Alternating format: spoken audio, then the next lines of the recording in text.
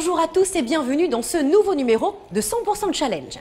Aujourd'hui, nous vous invitons dans les coulisses d'une entreprise dont on peut dire que depuis 40 ans, elle accompagne de nombreux Mauriciennes et Mauriciens sur la Voie lactée. Même si on peut toujours en rêver, hélas, nous n'irons pas à la découverte d'une mystérieuse agence spatiale capable de nous projeter à des années-lumière de notre petite île.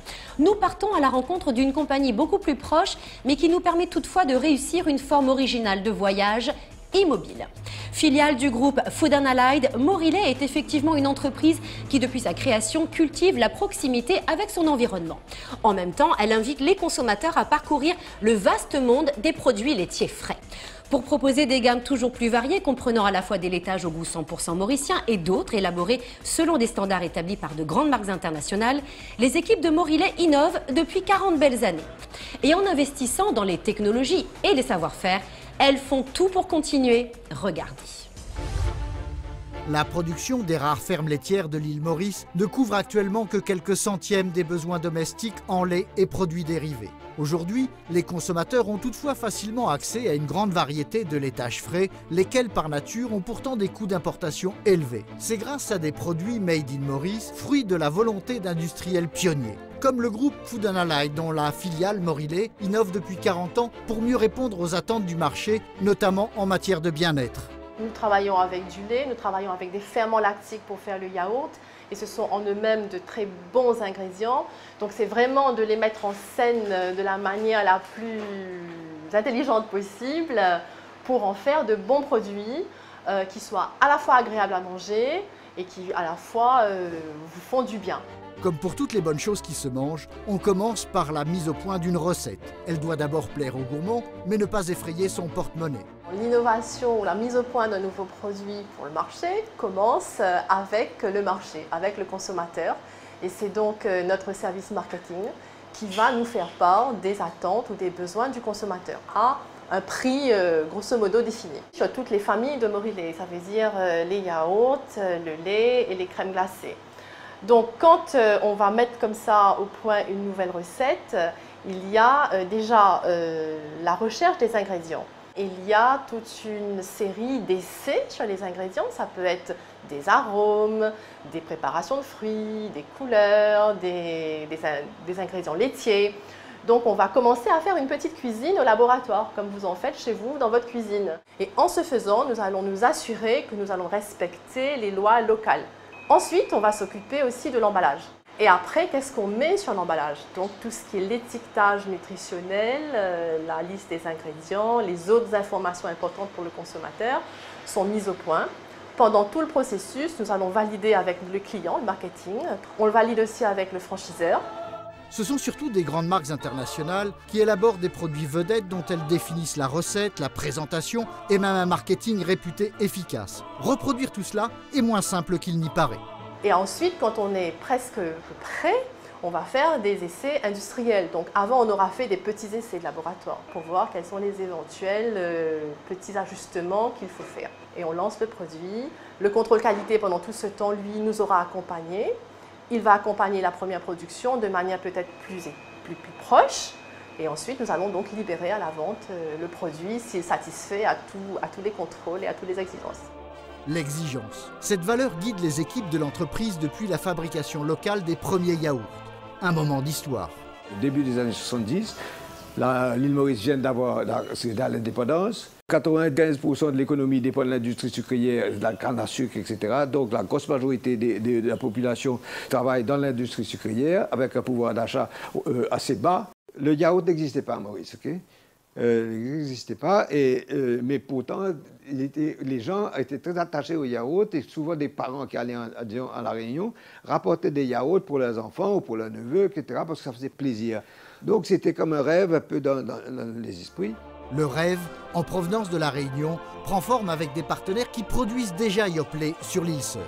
La production débute péniblement en 1976. La consommation peine aussi à démarrer. Si aujourd'hui, dans la bouche des Mauriciens, le mot yaourt se prononce Yoplait, la petite fleur le doit à un cousin d'origine indienne, le dahi. En Inde, c'est en effet ainsi qu'on appelle le lait caillé. À la fin des années 70, fermente alors l'idée de produire en masse cette boisson très demandée par les populations hindoues et musulmanes de l'île. Tandis que cette marque de lait caillé connaît d'heureux développement localement et dans d'autres pays de la région, une nouvelle forme de yaourt à boire arrive à Maurice et rencontre rapidement une clientèle jeune et sportive. Sportive comme l'implantation de frigos dans les boutiques pour faire entrer dans les mœurs les laitages frais. De 400 pots fabriqués quotidiennement à une capacité de production de 200 000 yaourts par jour, quel chemin parcouru! Pour donner une idée finalement de l'envergure du développement et des efforts qui ont été faits pendant ces 4 décennies, il faut réaliser qu'en 1976, quand on commence, on produit 400 yaourts par jour de manière artisanale.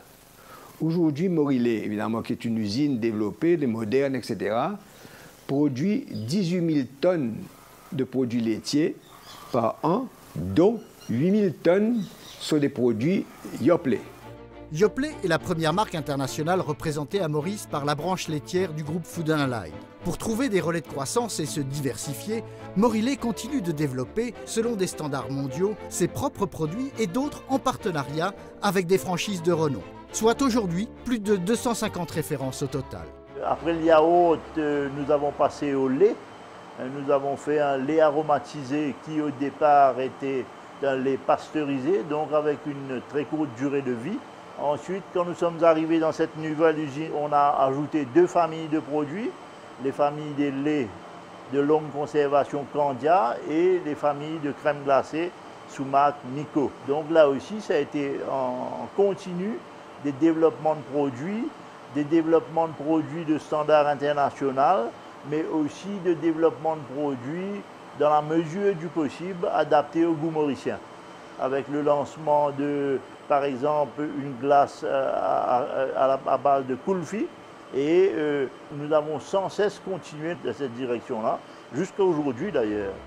Cette évolution implique des investissements importants dans de nouveaux équipements. Afin de les optimiser, depuis 40 ans, les équipes et les compétences sont renforcées dans différents domaines. Électromécanique, informatique, contrôle qualité, logistique et administration. Aujourd'hui, les progrès en matière d'automatisation ouvrent d'autres débouchés pour des professionnels toujours plus qualifiés. Le plus on met de machines, le plus toute l'activité de l'usine est reliée à 1 ou 2 machines ou 3 machines et qu'on peut avoir des situations où si l'une d'entre elles tombe en panne, l'usine entière est en panne. Donc ça va demander des compétences additionnelles au niveau de l'engineering pour pouvoir faire la différence avec nos concurrents et toujours rester à la pointe de la technologie. Une technologie conçue pour des marchés vastes et matures, donc prévue pour des productions massives. À Maurice, la différence est de taille. Aujourd'hui, le Mauricien a accès à pas mal d'informations grâce aux réseaux sociaux et à la télévision par satellite. Donc le Mauricien, il voit des produits de plus en plus intéressants ailleurs. Il veut les avoir aussi dans son panier ici à Maurice. Donc forcément, pour nous, ça fait des demandes de produits bien plus spécifiques qui nous demandent pas mal de changements au niveau de notre outil de production. Et c'est là toute la difficulté aujourd'hui de pouvoir faire des petits volumes de production, de nombreuses variétés sur des équipements qui ne sont pas forcément adaptés à le faire. D'où la nécessité de rentabiliser l'outil industriel en lançant de nouveaux produits. Voilà comment on passe du lait au jus. Nous avons décidé de lancer un produit, un nectar aux fruits, pour justement pouvoir faire que cet équipement-là ait suffisamment de volume pour travailler un niveau d'efficience correct. Une efficience atteinte grâce à des innovations mises au point localement, mais parfaitement exportables. À ce jour, nous avons développé pas mal de systèmes permettant de maximiser les rendements, même en changeant plusieurs fois de variété. Cette capacité que nous avons développée au fil des années par rapport à notre contexte trouve aujourd'hui pas mal d'intérêt dans les pays émergents qui sont eux aussi face aux mêmes difficultés. Tremplin pour l'internationalisation de l'entreprise, cette agilité collective se nourrit aussi d'une proximité avec le monde universitaire. Pour la direction du groupe, c'est même indispensable. Les liens entre l'industrie agroalimentaire et la faculté d'agriculture de l'Université de Maurice, qui ne fait pas que de l'agriculture, mais qui fait de la biologie, de la biochimie, etc. Les liens sont évidents pour toutes les entreprises du secteur. Et à notre niveau, au niveau de notre groupe, le premier lien qui se renouvelle tous les ans, c'est au niveau des recrutements. Je crois que le plus gros challenge pour l'industrie agroalimentaire mauricienne, et comme pour d'autres industries, c'est vraiment d'arriver à apporter de la valeur dans chaque chose qu'on fait, donc apporter des produits qui ont vocation à être sur des niches, apporter des produits qui ont vocation à être adaptés au marché mauricien. Par exemple, le développement de Dahi, qui est un produit bien mauricien, adapté au goût mauricien, a été fait en collaboration avec des chercheurs locaux, et donc on est assez content. Je crois que c'est le genre de choses sur lesquelles on doit bosser pour l'avenir. Un avenir bâti, à chaque fois que possible, par l'intégration d'autres acteurs dans la chaîne de valeur. Ça a toujours été une philosophie de développement de notre groupe, de faire un développement inclusif, où on essayait, tout en nous développant nous-mêmes, mais de faire se développer des activités locales autour de nous. Donc c'est dans cette même optique que Morillé fait tout ce qu'elle peut pour trouver d'une part du lait local et de l'incorporer dans ses produits, dont le lait Candia.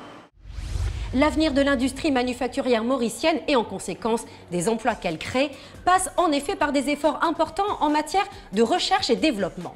Sans ces efforts, Morillet et d'autres entreprises locales ne seraient d'ailleurs pas là où elles sont arrivées aujourd'hui. Sur la base de cette expérience et avec cette volonté d'innover sans cesse, de grands groupes locaux comme Food & Allied envisagent maintenant de se projeter ailleurs. Leur but n'est pas d'aller sur la voie lactée, nous en avons déjà parlé, mais sur d'autres marchés, en particulier dans les pays voisins sur le continent africain dont les économies sont en train de décoller. L'internationalisation est un des moteurs de la réussite future de l'économie mauricienne, dont 100% Challenge, depuis sa création, s'efforce d'être la plus belle des vitrines. C'est pour ça que si vous êtes vous-même employé ou à la tête d'une de ces entreprises déjà engagées sur la voie du développement à l'international, n'hésitez pas à venir en parler sur notre page Facebook, dont voici l'adresse. Sur cette même page Facebook, vous pouvez aussi nous donner votre opinion sur les enjeux et les perspectives de l'internationalisation de l'économie mauricienne. Je vous invite aussi à aimer, commenter et partager une version plus courte du reportage que nous venons de regarder ensemble. Ce reportage est aussi disponible dans son intégralité, comme plus de 100 autres sur notre chaîne YouTube, dont on vous rappelle l'adresse. Je vous dis donc à très bientôt sur les réseaux sociaux et je vous donne rendez-vous lundi prochain, même heure, même chaîne et même enthousiasme. Bye bye.